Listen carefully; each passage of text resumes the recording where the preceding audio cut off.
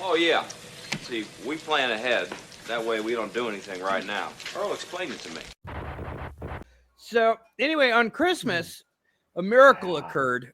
A rated R movie made like almost as much in its opening day as a regular film would on its opening day during the spring and fall. Like not doorbuster, blockbuster summer numbers, but they made what, $11 million, almost $12 million on Christmas Day. On Christmas Day. In Some of that is a theaters. bleed over from Christmas Eve because there were some midnight screenings. Yeah. Oh my God. Which that's is being like counted. counting Math. math. You're counting minutes, sir. Jeez. Oh. Yeah. Ooh, 60 minutes. Yeah, But there's no, nothing wrong I with almost went to see it Christmas Day. that. We did. That was the movie I know went and you saw did, instead of but- watching football. Had all the kids over, so we couldn't go. I got posters. Ooh. Nice. Ooh. My movie theater won't have that. No, they're fucking cheap. Very Ah. That's cool. Very nice. Well, they're flippable, so they have the standard one on the back. The other one has got Nicholas Holt on the other side, and this one has Lily Rose Depp on this one. Nice. So I'm gonna keep them that way at least for a while. I'm still figuring out where the hell I want to put them around here, but No. Did you get the popcorn bucket? it's on pre-order from Yeah. Cinemark actually. Yeah. I won't get it for a while though because Aw. they're really hard to get. They're really at Regal Cinemas, but like on Cinemark.com, they do actually have a spot where you can pre-order. It's for the 100th anniversary of the original. So Nice. I do have that on order. I will be getting one. Hopefully it doesn't suck, but I kind of want it anyway. But the movie's pretty damn good. Now, I will need to tell everybody, like, if you don't like Robert Eggers films, you don't like gothic horror, slower paced horror movies, like say Crimson Peak with Guillermo del Toro, you ain't gonna like this movie. This is a different sort of a horror movie. This is not Underworld. This is not like Vampires from Don Carpenter. It's nothing like any of those. It's very serious. It's very slow. It builds tension and atmosphere. So if you're not into that, it's a 2 hour and 15-minute movie. Marty going to tell you now, you might as well wait for streaming for that because a lot of people are complaining it's too slow and it's boring. That's this movie. This is what Robert Eggers does, and this was a passion project for him. I personally love this. It's one of my favorite movies of his. So,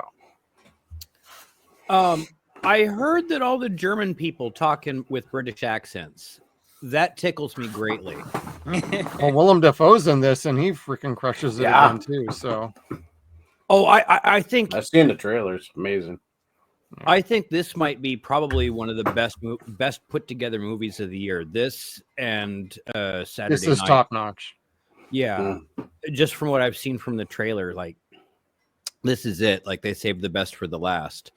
Yeah, there's going to be a couple horror movies that are going to come out of this year looking like, holy shit, horror is backing in a big way. You got like Terrifier 3, you have The Substance, and you got this movie Nosferatu. You're covering the spectrum of what people like in horror movies, and all three have been very successful. So I like boring gothic horror. God forbid. You're going to like this one then. I'll invoke the name Mary Riley. I love that fucking movie. There you go.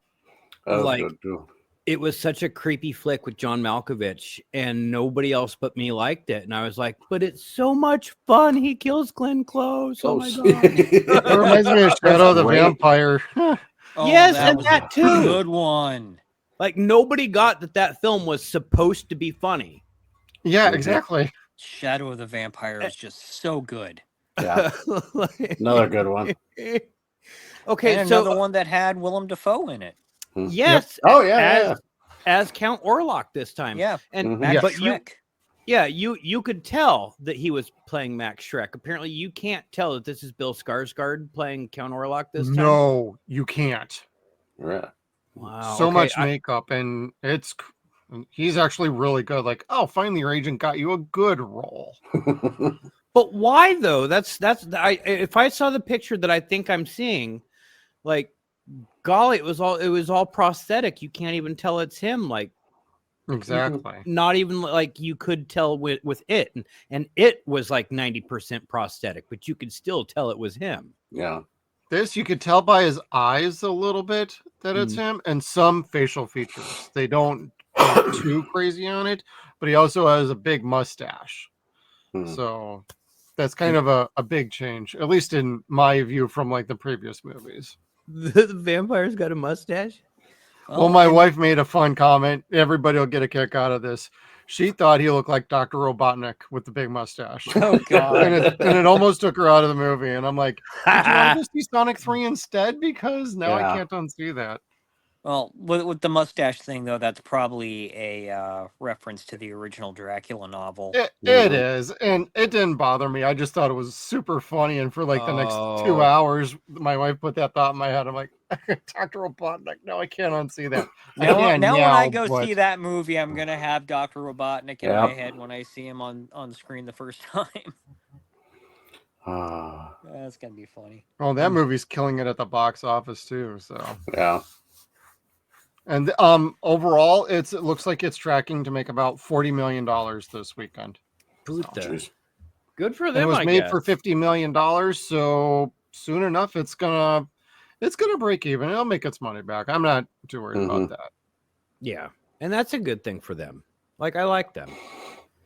Again, like I said, I like everybody that's involved with it. I will see this movie. I don't know that I'll go out to the theater to see it, but I will pick it up on Blu-ray when it comes out. I've heard it's just stunning to look at. Like it's oh my God, it's entertaining in general, but stunning and beautiful, like to boot. The cinematography and some of the shots are like, how the hell did you pull a shot like that off? And Robert does not tend to do a whole lot of CGI. It's like, Jesus Christ, I'm kind of curious to see some making ofs on how they got some of the shit shot. Yeah, especially the rats. That's all live action rats. I hear like hundreds of them. Ooh. Yep. Yeah. That's cool. They did great. And Nicholas Hoult was gifted a prosthetic penis that Bill Skarsgård was wearing because they were doing a scene and Orlok was supposed to be draining his blood and Nick was laughing and they had to call cut and they asked what was wrong. And he's like, I feel his penis on my leg. So after the day after they finished filming that scene, they framed the prosthetic penis and they gave it to him. That's a good sense of humor. Yeah. Oh man, that's hysterical. You know what? Nicholas Hoult with all of this, just it's really winning me over for him as a Lex Luthor and Superman when we get that. You know what? We talk about it every once in a while. Like there were some years once we got to the new millennium where you're just kind of like, wow, who is going to replace our Gene Hackmans? Who's going to replace our Rutger Hauers, our very famous actors that just slay every movie that they're in, our Denzel Washingtons? It's going to be Nicholas Hoult. It's going to be like Jennifer Lawrence. It's going to be people like that have these young kids that play in all these goofy ass movies that have stupid, weird sense of humors, but then they're going to make this artistic stuff here where you're just kind of like, oh my God, wow, they just did that. Yeah. Oh, and it serves as a reminder. I need to watch Renfield because he was in that movie too. Oh my God. Yeah, he was amazing in that. Which I have. I need to watch it. It's so good. Good. It's so good. It's a love it or hate it movie because Awkwafina's in it. I will say it's this got about Nick Cage in it, so yeah. I'm already half won over. It's so good. It's so funny. Yeah.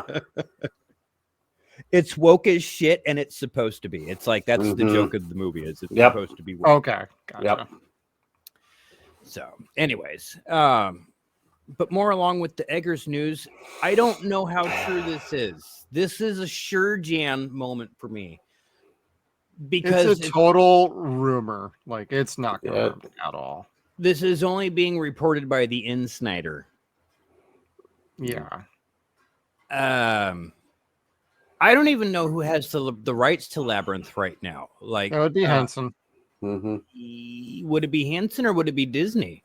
I think it's Henson. No, Is it's it Henson Henson? because Scream Factory's putting out the very fancy release. Yep. Yes, And but getting that's licenses that for movie. Scream from, say, Disney is like rare. The okay. only one they've ever done was Gravity Falls, the TV show. They haven't gotten. Nobody gets Disney fucking movies, so this is a Henson movie. Okay, and And that reminds unless me, I need to go Robert pick that up asked somewhere. to do this, it's not happening.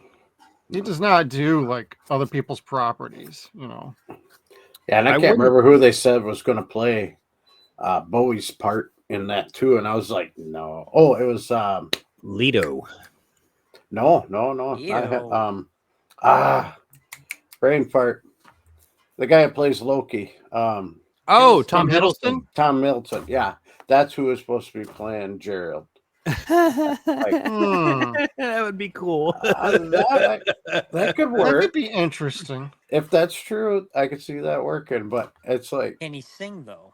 Yes. oh yeah, he could sing. Okay. Oh, Tom? Yeah. Yeah. I would have wanted to see Eddie Izzard 20 years ago. Oh, Ooh, that would have that'd been be interesting. good. Yeah, there you go. That'd have been fucking dope. 20, 30 years ago, Eddie Izzard, sure. But golly, I don't know. I don't know who could do it now and just like totally wow you. Yeah. Because David Bowie is a force. Like, Yeah, definitely. He was that movie.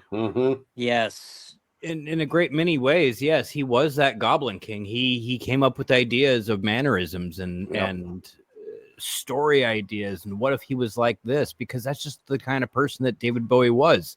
He always said, "I'm not a musician. I'm not a songwriter. I'm a storyteller." Yeah, and he was a genius, at least in my eyes. So yeah, agreed.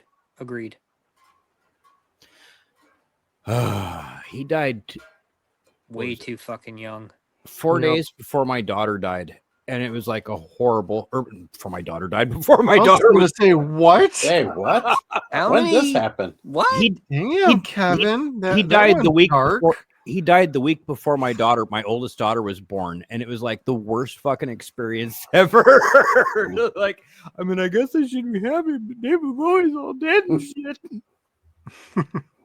Bowie was my favorite.